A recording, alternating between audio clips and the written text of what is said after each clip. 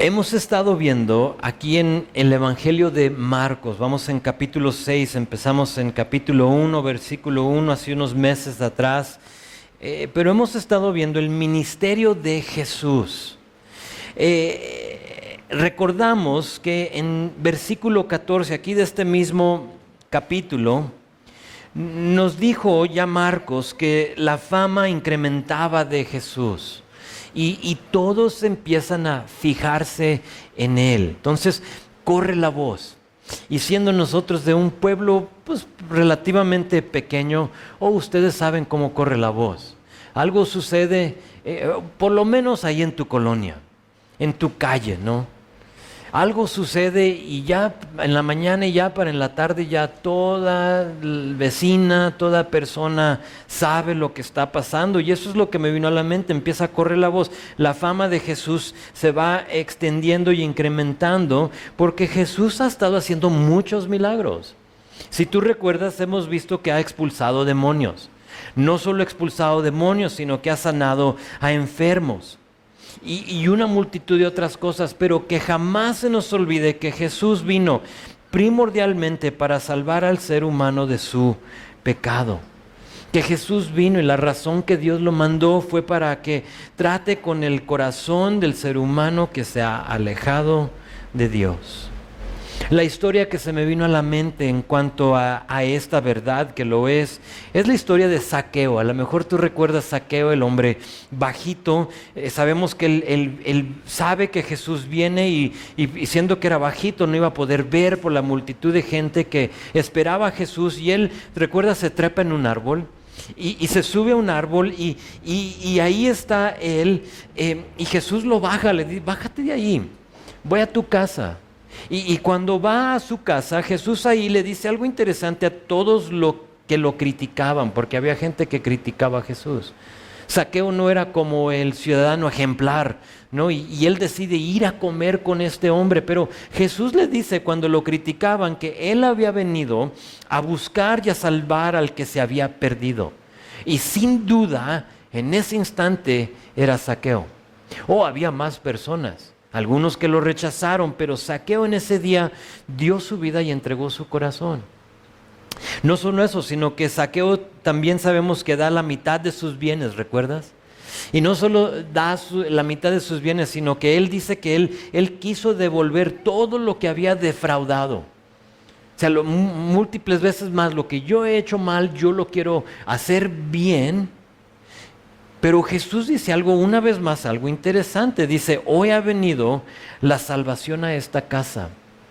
Ahora, la salvación no vino porque Zaqueo decidió devolver todo o porque Zaqueo dio la mitad de sus bienes, sino porque había habido un cambio en el corazón de ese hombre. Por esa razón vino Jesús. Y por eso es que esta iglesia, y puedo hablar solo por esta iglesia, por eso es que esta iglesia existe. Estamos aquí para compartir las buenas nuevas. Estamos aquí para que a través de la palabra salvación llegue a nuestros corazones. El problema siempre ha sido y seguirá siendo nuestro corazón. Y la historia de hoy, aquí en Marcos capítulo 6, tiene que ver con el corazón del ser humano. Entonces es el corazón de los discípulos. Para recordarte, la escena es esta. Los discípulos siguen pasando tiempo con Jesús. Ya los han nombrado como los 12 y ellos siguen allí al lado de Jesús. No solo eso, sino que también Jesús les ha dado el permiso y el poder para ir a hacer varias cosas. ¿Recuerdas que han expulsado demonios? Sabemos que ya han pasado tiempo ungiendo, yendo de aldea a aldea, pueblo a pueblo, ungiendo y orando por los enfermos, y Dios ha sanado, los ha usado. No solo eso, no solo han caminado con Él, no solo han sido usados por Él, sino que acaban ellos de ver algo inexplicable. Ustedes lo examinaron la semana pasada. ¿Recuerdas la alimentación de los 5,000? Ellos están aquí en Marcos capítulo 6, lo que vamos a ver aquí, ellos están a minutos después de haber experimentado algo inexplicable. Y todo eso, ¿qué crees? Apela a la carne de los discípulos. Algo de lo más peligroso es el ser usado por Dios. O sea, puede ser algo hermoso cuando Dios te usa para llevarle el evangelio a una persona, o quizá oras por alguien y en ese momento Dios sana o restaura, o sea lo que sea. Creo que Dios es el mismo ayer, hoy y por los siglos. Entonces el que está obrando aquí en Marcos 6 sigue obrando y sigue usando a nosotros, personas inmerecidas, para hacerlo, y a lo mejor te ha tocado y puede ser algo hermoso, pero ¿qué crees? Si le damos cabida a nuestro ego, si entra la carne, olvídate, se convierte en algo peligroso. Y en nuestra historia Jesús lo sabía. Sabía que lo que estaban experimentando los discípulos, toda la manera en que Dios los había usado, siendo como la mano derecha de Jesús, nos da esta historia y los pasa por esta tormenta para relatar la necesaria, ineludible y obligatoria tormenta que va a proteger los corazones de los discípulos. Ahora, ese es el contexto. Pero la aplicación de la historia no es solo para aquel en servicio a Dios. No se vale decir, pues bueno, esta prédica no me toca a mí porque pues yo solo vengo y me voy y pues realmente no estoy sirviendo al Señor, pero no es eso. No es eso. Sin duda, Dios puede usar tormentas en nuestras vidas para protegernos, pero no solo de nosotros. Aunque a veces nos protege de nosotros mismos, sino que simplemente para protegernos. Tormentas que nos protegen de cosas que tú y yo ni percibimos. ¿Lo puedes creer que Dios a veces permite tormentas para protegerte? Cosas que tú no percibes, pero que Él está 100% consciente de. Siendo que Dios ve tu vida del principio al fin, Él sabiendo lo que está pasando, a veces permite que pases por esas cosas. Y eso es lo que está pasando aquí en nuestra historia de hoy. Entonces la vamos a ver en su contexto, lo que dice, cómo está sucediendo todo, pero a la misma vez vamos a intentar de aplicarla a nuestras vidas en una manera así personal. Si tomas apuntes, 3 partes vamos a dividir el texto. Es versículo 45, le vamos a poner la instrucción. Ahí veremos que Jesús le va a dar una instrucción a los discípulos. Y luego versículo 46 a versículo 50a. Si alguien te dice 50a o 50b, es que puedes tú dividir un versículo después de un punto, de una coma, y a veces cambia el sentido, lo que se está diciendo. Entonces vamos a ver versículo 46 a 50a, que sería como la primer oración o sentencia ahí, y le vamos a poner a esos versículos la protección.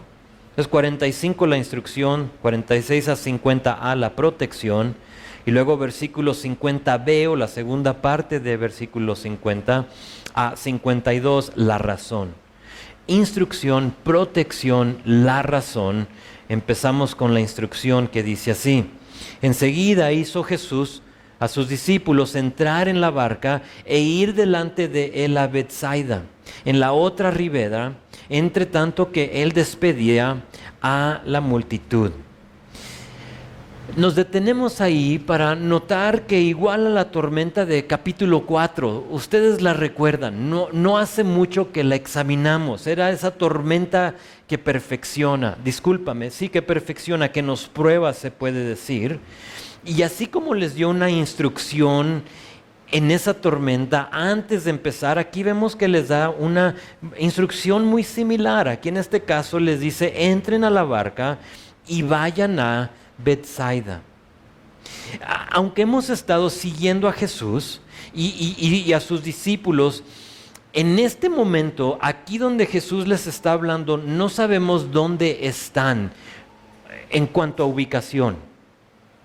Dirijan su atención rápido a versículo 31 de este mismo capítulo, Marcos 6, y vean lo que dice. Nota que dice que los apartó a un lugar desierto. Pero si tú lees, o ustedes lo estudiaron la semana pasada, no nos dice a dónde. Solo dice que los apartó a un lugar desierto. Ahora, la última vez que lo vimos estaba ahí en la área de Capernaum, pero de ahí parece ser que los lleva a una área desierta, a una área que no nos especifica dónde es. Sabemos que están a la orilla del mar de Galilea, porque ahorita les va a decir que se suban a una barca, pero la ciudad, la ubicación exacta, no la sabemos. Entonces van de ese lugar secreto, se puede decir, a Bethsaida. Ahora, por ahí tenemos un mapa donde nos va a identificar dónde está Bethsaida. Ahí la tienes con el punto rojo. Bethsaida significa su nombre casa. Bet es casa, casa de peces. Bethsaida es el rancho de Felipe, es el rancho de Andrés, el rancho de Pedro. Allí es donde ellos vivían. Si tú caminabas de Capernaum, he dicho que la mayor parte de lo que hemos visto en Marcos ha girado alrededor de Capernaum. Si tú caminabas de Capernaum a Bethsaida, era un viaje de aproximadamente 7 kilómetros. Ahí, de donde están, les dice, adelántense y vayan a Bethsaida. Ahora, no sabemos dónde están. Están acá donde Ipus, están en Tiberías, no sabemos. Solo sabemos que van hacia al norte del mar de Galilea. Notamos algo más en cuanto a esta instrucción de Jesús. Noten la frase al principio de versículo 45 que dice así: enseguida hizo a sus discípulos entrar. Es muy interesante esa enseguida, porque cuando primero comenzamos Marcos les dije que era como el evangelio de acción.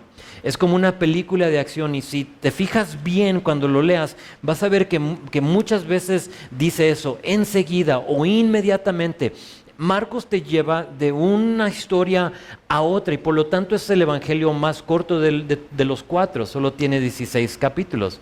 Y te lleva así, te da muy poca explicación y detalle, y aunque es un evangelio de acción, aquí parece ser que es Jesús el que está actuando como con urgencia. Parece ser que hay una prisa en la instrucción de Jesús. Otras traducciones dicen inmediatamente después. Te da a entender que inmediatamente, o sea, luego, después de la alimentación de los 5,000, les dice, enseguida los hizo subir a la barca. Ahora, fíjate en esa palabra hizo. Hizo significa forzar o exigir. O otra palabra para es que puede ser obligar. Tú puedes leerlo enseguida, los obligó a los discípulos a entrar. Ahora, ¿por qué obligarlos? Yo me hice esa pregunta, y es bueno que cuando tú leas tu palabra hagas ese tipo de pregunta. O sea, ¿por qué obligarlos a subir a la barca y remar hacia Bethsaida? Puede haber varias razones. Yo pensé en 2. La primera es esta, es que no hace mucho tiempo que Jesús les dijo que se suban a la barca y que experimentaran una tormenta, ¿recuerdas? Y es muy probable que ellos no se han olvidado de ese último viaje en este mismo lago. La historia la tienes en Marcos capítulo 4. Y sin duda en ese momento, sabemos, fue algo espantoso. Y quizá de ellos quedaron un poquito traumados, y Jesús ve que están un poco renuentes y por lo tanto los obliga. Tienen que ir y subirse a la barca. Y eso pudo haber sido, pero también yo creo, y la razón que yo veo en este texto, es que los obliga a subirse a la barca porque Jesús sabía que la carne, que el corazón de ellos se quería quedar ahí. Y dices, ¿por qué se querían quedar ahí? Te lo explico. Tienes que ir a Juan capítulo 6. ¿Me puedes acompañar o te lo leo? Juan capítulo 6 es el pasaje, paralelo a esta historia. No solo esta historia, sino que la historia de la alimentación de los 5,000. Entonces yo voy a ver de versículo 12, donde nos dice lo que sucedió al final de la historia que ustedes vieron la semana pasada. Ya ha alimentado a los 5,000, ya todos están así como sobando el estómago. Oh, ya quedamos llenos, no lo podemos creer. Y luego en Juan capítulo 6, versículo 12 dice lo siguiente: y cuando se hubieron saciado, dijo a sus discípulos: recoged los pedazos que sobraron para que no se pierda nada. Recogieron pues y llenaron 12 cestas de pedazos de los 5 panes de cebada sobraron a los que habían comido. Aquellos hombres, dice, entonces, viendo la señal que Jesús había hecho, dijeron: este verdaderamente es el profeta que había de venir al mundo. Ahora, Marcos no te dice eso, este detalle lo encuentras solo en Juan. Fíjate, este es el profeta. Personas que se habían alimentado están viendo a Jesús y están diciendo: este es el profeta. Y luego ve versículo 15. Pero entendiendo Jesús que iban a venir para apoderarse de él y hacerle rey, apoderarse es como que forzosamente lo iban a tomar, apoderarse de él y hacerlo rey, volvió a retirarse al monte él solo, y ahí es donde tenemos la historia de hoy. Los llevé a Juan 6 y los resalto porque, si recuerdan, la última vez que vimos la tormenta en capítulo 4, les recordé que los judíos, y la razón que esta es una tormenta que protege, es que los judíos, los que lo están viendo, querían tomar a Jesús y querían hacerlo un rey, pero no un rey salvador de su pecado, sino que un rey conquistador. Los judíos ya estaban enfadados, estaban hartos del imperio romano, y cuando empiezan a ver el poder, empiezan a ver los milagros, empiezan a ver a este hombre Jesús, su habilidad, piensan: ¿qué crees? Oh, de aquí somos. Este es el que viene para liberarnos de los romanos. Lo querían hacer rey y eso era algo peligroso para los discípulos. ¿Por qué? Piénsalo conmigo. Si coronan a Jesús como rey y le dicen: este es nuestro rey, este es el que va a librarnos de los romanos, ¿qué significa eso para la mano derecha de Jesús? Serían personas sumamente importantes, ¿de acuerdo? O sea, si Él es el rey y tú eres uno de los 12 discípulos, tú tendrías palanca, ¿recuerdas? O sea, ya tú puedes ordenar, ya tú puedes, o sea, es el rey, mas tú eres uno de sus príncipes. ¿Y qué crees? Eso no era bueno para el corazón de los discípulos. Muchas veces las cosas que nos van a causar daño, muchas veces las cosas que nos van a alejar de Dios son las cosas de las cuales Él nos protege.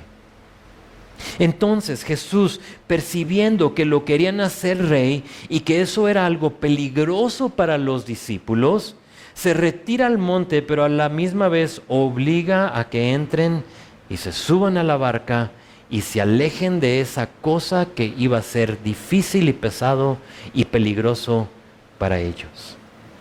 Pregunta: ¿por qué no, si estamos de acuerdo que eso era, ¿por qué no mandarlos a pie? ¿Por qué no decir: pues camínenle? Y puede decir: pues es que han estado chambeando. O sea, ya han ministrado, ya han ido de aldea en aldea, de ciudad en ciudad, y quizás Jesús los ve un poco cansados. Las sandalias como que ya se les están acabando, y dice: no, y a lo mejor puede ser esa la razón. Pero ¿por qué no mandarlos en lancha, fíjate, pero sin tormenta? Porque ¿a poco no pudo haber sido esa una opción? O sea, esto es peligroso para ti, te necesitas alejar para allá, súbete a la lancha, pero sin tormenta. ¿Por qué no? O sea, nos tenemos que hacer esas preguntas. Y esa pregunta y la respuesta es clave. La razón que los manda en la lancha y no los manda caminando y los manda a una tormenta es porque la tormenta era necesaria. Esa tormenta es la tormenta que Dios va a usar para centrarlos. Es la tormenta que los va a volver a enfocar en Jesús. La tormenta nos forza, nos obliga o nos exige a que quitemos los ojos de la circunstancia y que lo pongamos una vez más en Jesús. Así como los que querían un rey conquistador, los discípulos pudieron enfocarse en la liberación de los romanos y no en lo que Jesús vino a hacer. Tuvo que llevarlos a medio lago, a remar, ahorita vemos, por horas, cansados, fatigados, para que ellos escuchen, ¿qué crees? 2 palabras: yo soy. Ahorita lo vemos. Y a veces eso es lo que el Señor tiene que hacer con nosotros: alejarnos, protegernos, llevarnos a la tormenta para que sepamos que Él es.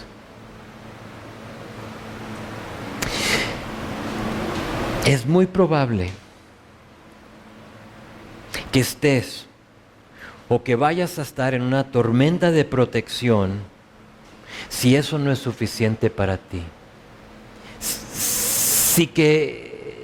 Si Jesús, siendo el yo soy, tu Dios, el que te salvó, el que no te debe nada, el que dio tu vida por ti, si eso no es suficiente, es muy probable que necesites tú pasar por una tormenta de protección. Con nuestra salvación basta, creo yo. ¿Qué más quieres del Señor? Los judíos no buscaban eso. Los judíos querían un rey conquistador. Y lo más urgente para ellos era eliminar a los romanos y no pudieron ver lo más importante que era su salvación. Estas eran personas que habían experimentado el milagro de ser saciados por Jesús milagrosamente. Quizá han visto los otros milagros de Jesús y todavía buscan otra cosa. Pues Jesús, sabiendo eso, hace 2 cosas. Despide a la gente, a todos los que lo querían hacer rey, las despide. Y no solo los despide, sino que Él hace o forza, exige a los discípulos a que suban a la barca. Y esa fue la instrucción: súbanse y vayan hacia Betsaida. Después de eso hay la protección. Nos dice por qué los protegió. Vean conmigo versículo 46.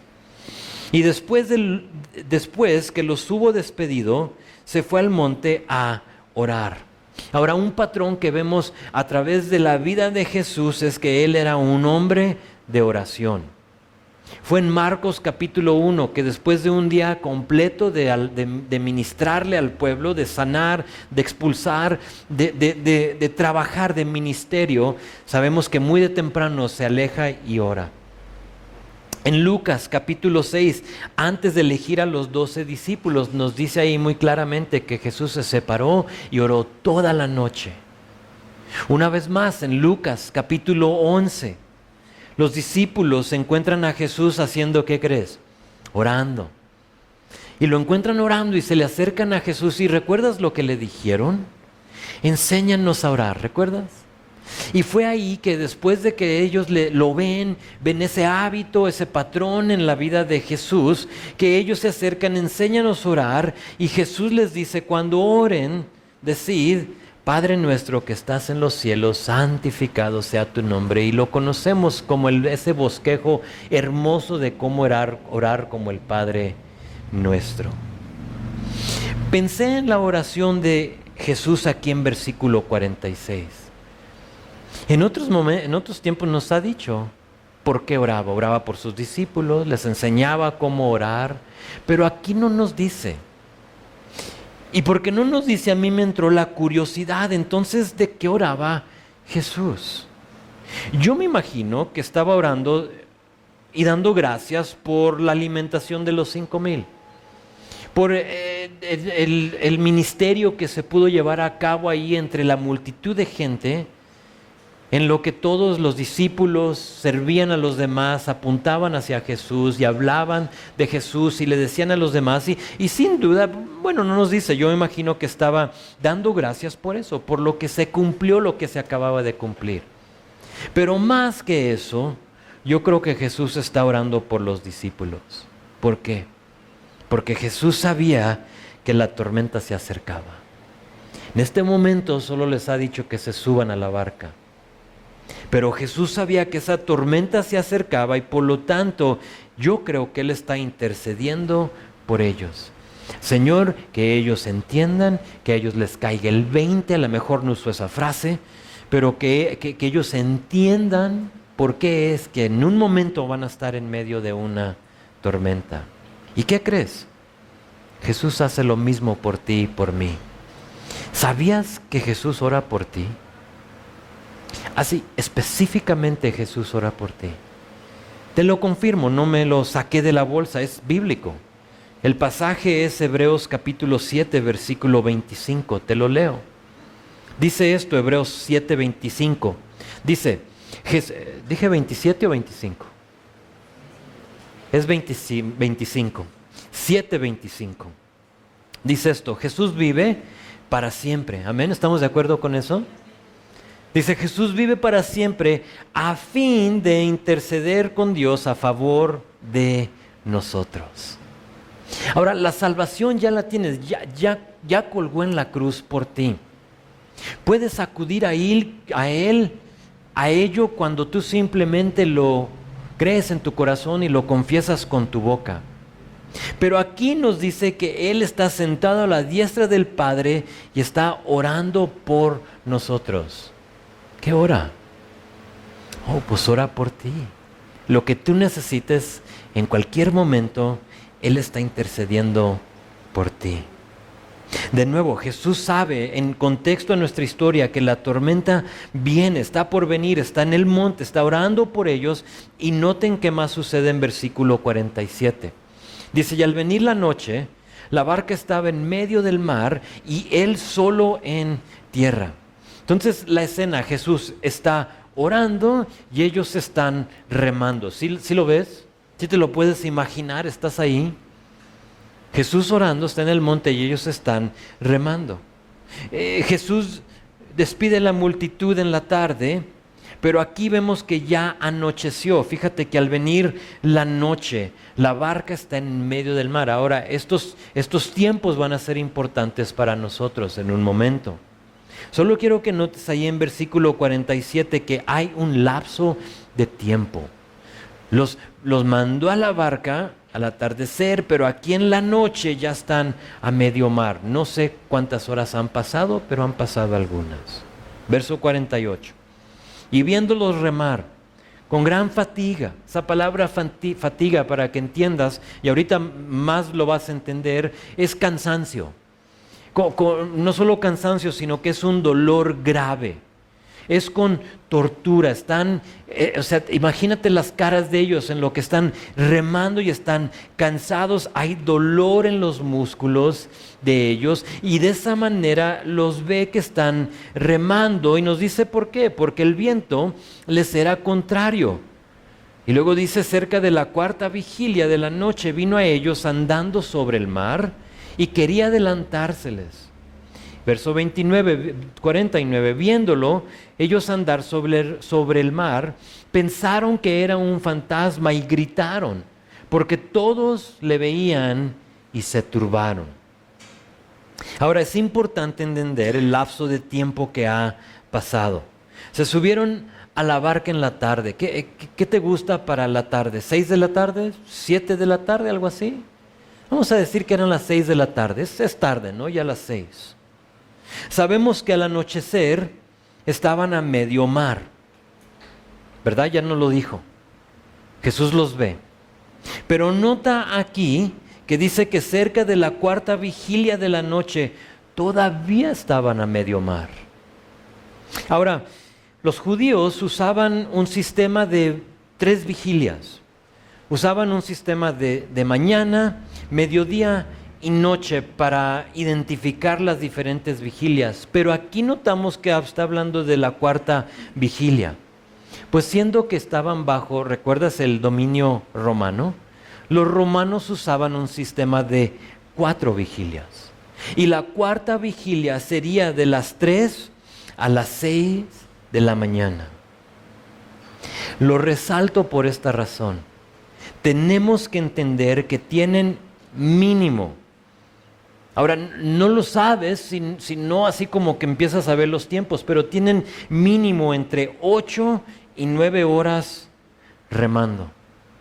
Ahora sí te das cuenta por qué dice que con fatiga, con gran cansancio, con tortura, con un gran dolor están remando. Ahora sí ya entendemos. Una hora diríamos, aguanten vara, ¿no? Pero 7, 8 horas remando. Increíble. Juan 6:19, que es el pasaje paralelo a esta historia, nos dice que solo habían remado 25 a 30 estadios. Ahora, nosotros no medimos cosas en estadios aquí, pero estadios 25 a 30 hubiera sido una distancia de 6 kilómetros. Entonces, en 8, 9 horas solo han avanzado 6 kilómetros. ¿Qué crees? No han avanzado mucho. Por lo menos no han llegado a su destino. No han llegado a Bethsaida. Y se encuentran a medio mar y igual a nosotros muchas veces pasamos por la tormenta y ¿qué crees?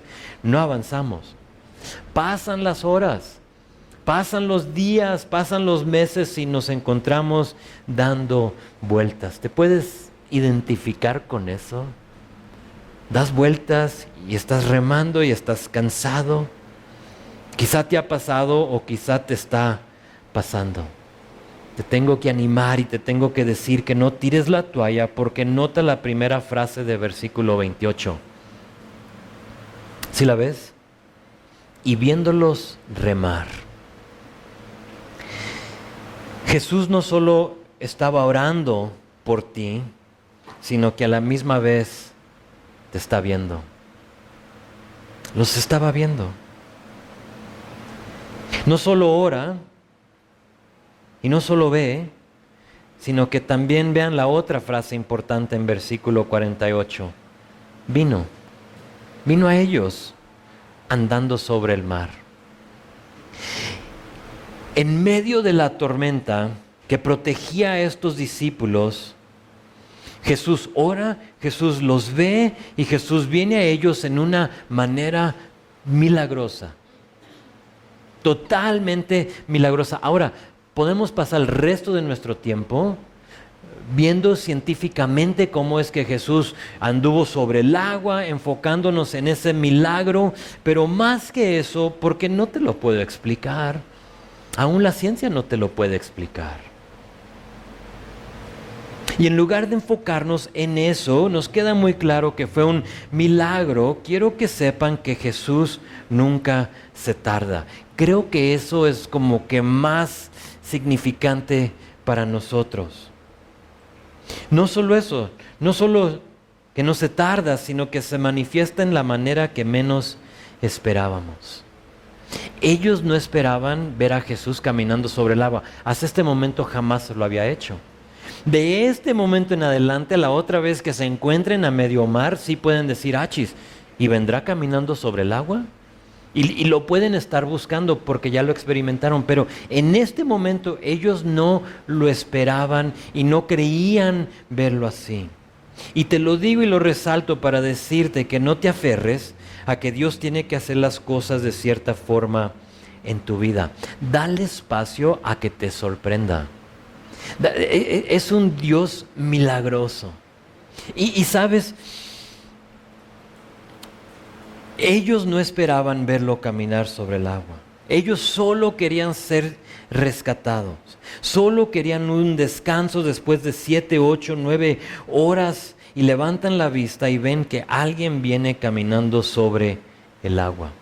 Y siendo que no lo esperaban, siendo que no estaban buscando ese tipo de rescate o de milagre, piensan que es un fantasma. Ahora, ¿qué pensarías tú?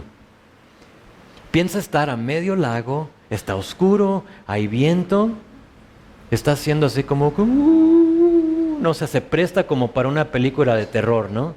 El tiburón, ¿no? Que va, aunque no hay tiburones, es mar, pero que fuera un tiburón que viene. Y estás ahí y de repente, dice la Nueva Traducción Viviente, que lo ven, creen que es un fantasma y gritaron de terror. Creo que nosotros reaccionaríamos de la misma manera. ¿Pero qué crees? En tu mano, y ojalá que la tengas contigo, pero aquí, En la Biblia tenemos detallada y explicada en una manera muy hermosa y precisa la manera que Dios obra. Entonces, ¿por qué gritar con terror cuando ves a Dios rescatándote de una manera milagrosa? Ya sea que Dios se manifieste en una zarza que no se consume, o que separe las aguas del mar, o que tumbe los muros de una ciudad, o que camine sobre el agua, tú y yo debemos estar anticipando su milagro.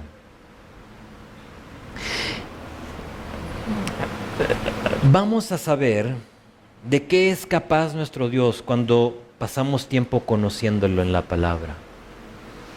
Hay personas en nuestra iglesia que están sufriendo enfermedad, personas personalmente en mi familia que están pasando por dificultades, quizá tú. Y yo, por lo menos, tengo la expectativa de que Dios, si es parte de su voluntad, obre en las vidas de estas personas en una manera milagrosa. No quiero que me tome de sorpresa el milagro de Dios en la vida de mis seres queridos. Que después de ese milagro yo diga, no lo puedo creer. ¿Sabes qué? Yo lo puedo creer. Yo conozco quién es mi Dios. Y te animo a que tú también lo conozcas para cuando venga el milagro no te quedes así como atónito. ¡Wow! No lo puedo creer. Más como que yo sabía. Ese es mi Dios.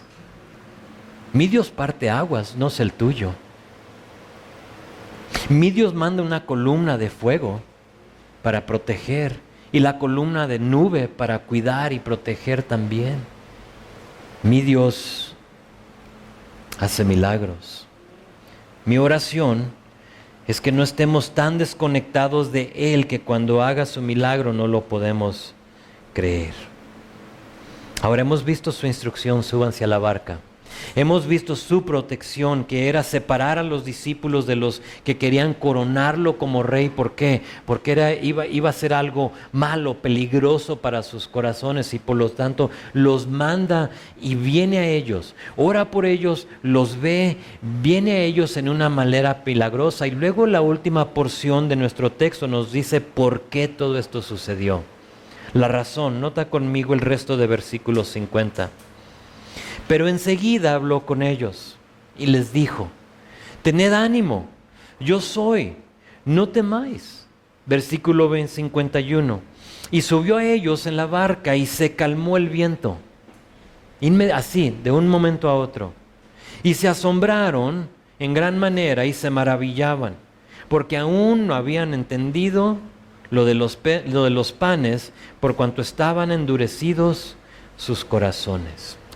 La razón que se les permitió esta tormenta, la angustia de remar por 8, 9 horas, el susto de ser un fantasma, es para que se volvieran a enfocar en Él y su misión, en Jesús y su misión. Nota que oró por ellos, los vio, vino a ellos y aquí también habló con ellos. Habló con ellos. Les dijo unas cosas. Ahora más adelante Jesús va a decir, yo soy el pan de vida. Más adelante Jesús va a decir, yo soy la luz del mundo. Yo soy la puerta. Yo soy el buen pastor, yo soy la resurrección en la vida, yo soy el camino, yo soy la verdad y la vida, yo soy la vid y ustedes los pámpanos. Es Juan capítulo 15. Y Jesús les va a decir 7 más adelante, yo soy, pero aquí simplemente les dice, fíjate versículo 50, tened ánimo, yo soy. ¿Yo soy qué? ¿Yo soy el que te va a rescatar? Eso hizo, ¿no? Lo rescató. ¿Yo soy el que va a calmar el viento? Eso hizo, pero no lo dice. Ahí le puedes insertar muchas cosas que Jesús es en esta historia. Pero nota que simplemente dijo yo soy. ¿Por qué yo soy? Porque Jesús quería que sepan que Él era Dios. ¿Te acuerdas que yo soy es el nombre de Dios? Cuando Moisés le dice con esa zarza que no se consumía, ¿y quién les digo que me mandó? Yo soy. ¿Quién eres? Yo soy. Ese es mi nombre. Fue solo después de que lo reconocen como el yo soy, como Dios, como el Salvador. No el rey conquistador, sino que el rey salvador, el que los va a salvar de su pecado, que sube a la barca y que se calmó la tormenta.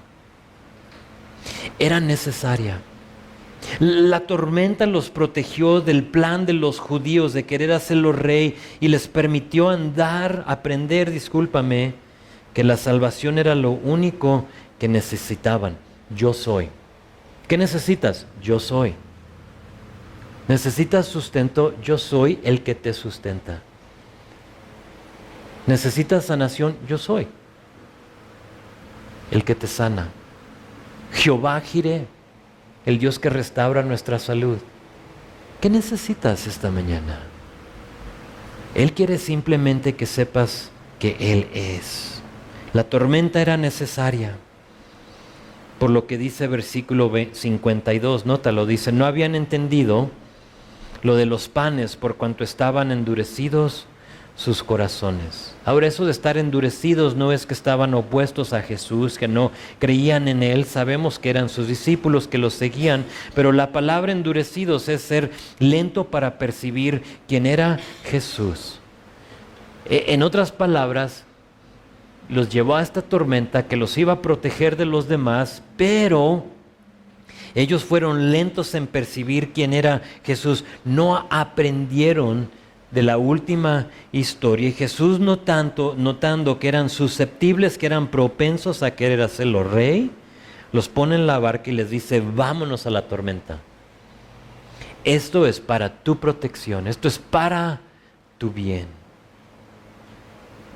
Y así termina la historia. Si te fijas de ahí, en el resto, en versículo 53, si sigues leyendo no lo vamos a ver, pero te das cuenta que Jesús sigue ministrando. Como que tenemos esta historia, los protege, les dice por qué, nos dice por qué los protegió, y luego dice, bueno, seguimos con la vida. La tormenta vino, la tormenta pasó, aprendieron y siguió la vida. Y no sé si el día de hoy, porque ahí termina nuestra historia, te encuentres en una tormenta de protección. ¿Y qué crees? Ni lo sabes. Tú pensabas que era una tormenta que te estaba probando. A lo mejor tú pensabas que era una tormenta de corrección. ¿Te acuerdas cuando hablamos de Jonás? Cómo es que Jonás se encuentra en esa tormenta y que para él esa tormenta era una tormenta de corrección. No había obedecido lo que Dios le había dicho y tú piensas quizá de esta tormenta en la cual me encuentro es eso. O a lo mejor tú lo ves como un castigo del Señor. Te tengo que decir que Dios no castiga, pero Dios disciplina. En el español tenemos, en mi opinión, esa palabra traducida mal cuando leemos que Dios castiga. Dios disciplina. No servimos a un Dios castigador. Oh, pero sí quiere corregir. Y a lo mejor tú pensabas que eso era, pero todo el tiempo, o nunca habías considerado que a lo mejor tu tormenta es una tormenta que te protege. Dios te está protegiendo de algo. Quizás te está protegiendo de ti mismo. Conoce tu corazón y conoce que eres propenso a tomar malas decisiones y por lo tanto te dice, ven, pasa por esa tormenta porque en esa tormenta te vas a acordar que yo soy todo lo que tú necesitas.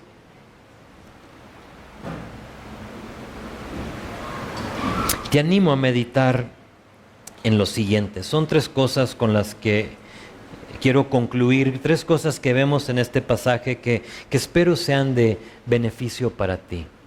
La primera es esta: examina, identifica tu vida. Si hay algo en tu vida que esté nublando el propósito de Jesús en ella. Me explico. Jesús vino para salvarte y solo para salvarte. Jesús vino para rescatarte de tu pecado. Jesús vino para rescatarme a mí del hombre pecaminoso que es Héctor Velarde. Si tú buscas algo más aparte de esa salvación, es muy probable que estés en una tormenta de protección.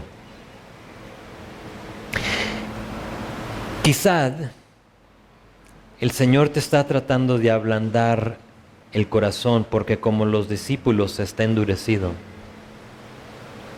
Ahora, tengo que ser honesto y muy claro, nada malo con desear más de Jesús.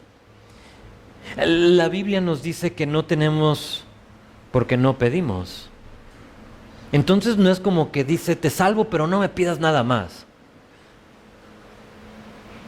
Pero primero es importante que nos deleitemos en su salvación, porque ¿qué crees? Él no nos debe nada. No nos debe nada. Y es muy posible que hay una expectativa que tú tengas de Dios que te esté nublando lo que de veras hizo Jesús por ti. Y tú sientes que te debe algo. Y se te ha olvidado que lo único, de hecho que ni lo merecemos. No merecemos lo que recordamos con la cena del Señor. Pero servimos a un Dios tan misericordioso y amoroso y paciente y lleno de gracia que dice, mira, te doy mi hijo para que tome su lugar. La paga de la muerte es pecado y Él va a morir en tu lugar. Y muchas veces cuando se nos olvida eso, como se les olvidó aquí a los discípulos, dice a la tormenta, déjate protejo de ti mismo. Y hoy te encuentras en esa tormenta porque se te ha olvidado la razón primordial de tu relación con el Señor. Considéralo, es posible. La segunda cosa es, recuerda que antes de ir a hablar con los discípulos los vio. ¿Te acuerdas? El punto de vista de Jesús es siempre mayor que el nuestro. ¿Te acuerdas que Jesús se subió al monte y ellos descendieron a la barca y andan a medio mar? Los discípulos solo sentían viento, veían quizás nubes, estaban remando, no entendían porque no avanzaban, mientras que Jesús estaba en el monte viendo todo lo que estaban sufriendo. Te tengo que decir que Dios te ve. Tu sufrimiento no pasa desapercibido. Lo que tú estés viviendo ahorita, Dios lo ve. Dios está en el monte, Él tiene ese punto de vista y está viendo todo lo que tú estás sufriendo, todo lo que está pasando en tu vida. Y tercera y última cosa, si tu tormenta, lo que te encuentras viviendo hoy en día, no es por consecuencia de malas decisiones. Ahora, a veces estamos en el agua caliente, en tormentas, por malas decisiones que hemos tomado. Y estamos sufriendo consecuencias de eso. No estoy hablando de ello. Si lo que tú estás viviendo ahorita, porque ya esa es otra cosa.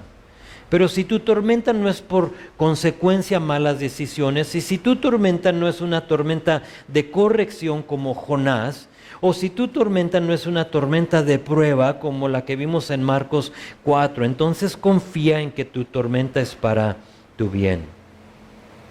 De todas las tormentas, porque a veces es fácil aceptar la tormenta de corrección cuando la regamos. Y dices, bueno, pues ya me venía, ¿no?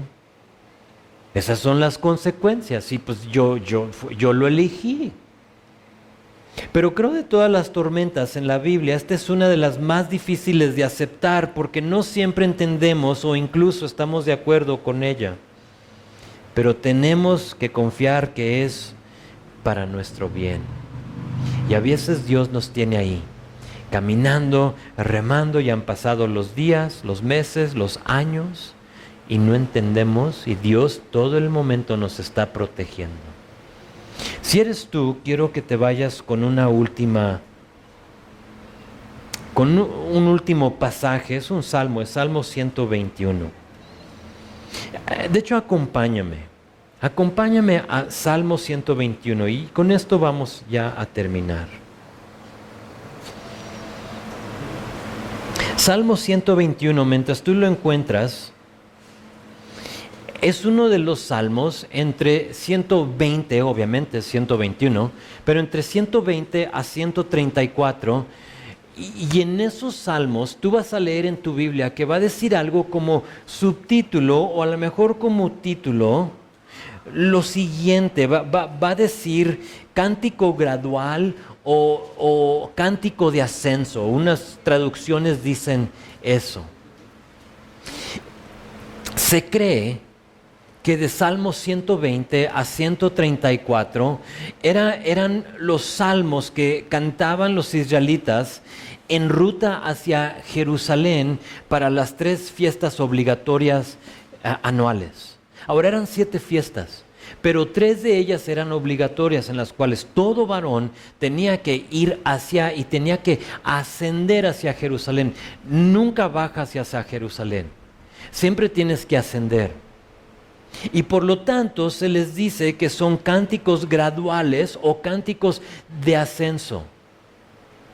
Y si te puedes imaginar la escena en una multitud de personas, todos pasando por diversas pruebas, todos pasando por distintas tormentas.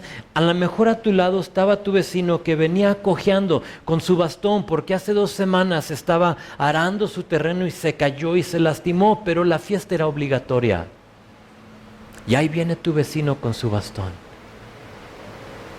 O ves al otro lado y ves tu vecino que está teniendo problemas matrimoniales y tú sabes de ello, y ahí, aún a pesar de eso, él viene cargando con estas cosas. O el otro vecino que para él no le ha funcionado bien su labor este año y por lo tanto batalla económicamente.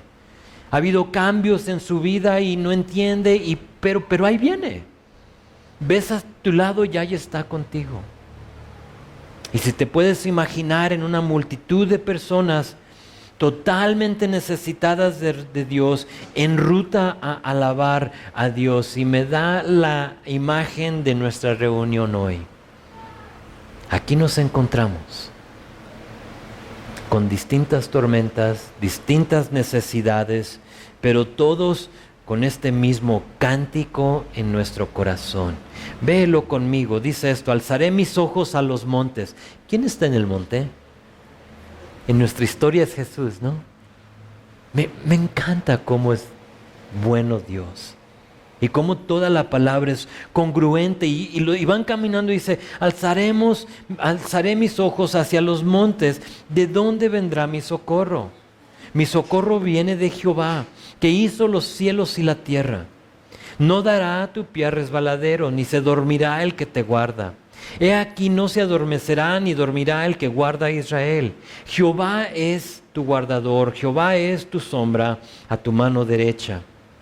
El sol no te fatigará. ¿Cómo estaban los discípulos? Fatigados, ¿te acuerdas? Cansados. Fíjate, el sol no te fatigará de día, ni la luna de noche. Jehová te guardará de todo mal, Él guardará tu alma. Jehová guardará tu salida y tu entrada desde ahora y para siempre. Y caminando hacia Jerusalén, ellos van cantando eso, y hoy nosotros podemos hacer lo mismo, y te puedo animar a decir: alza tus ojos, no agaches tu cabeza, alza tus ojos, porque cuando alzas tus ojos te fijas en Él. Recuerdas que tu Salvador te ha rescatado. Recuerdas que Dios no te debe nada, y que no importa lo difícil que sea tu circunstancia, que no tenga sentido, que no lo entiendas, que no te guste, Jesús está en el monte, Jesús te ve, no está dormido. Al contrario, dice que guarda tu salida y tu entrada. Descansa en Él. Descansa en Él. Todo esto es pasajero. Pronto regresa nuestro Dios para rescatarnos. Amén.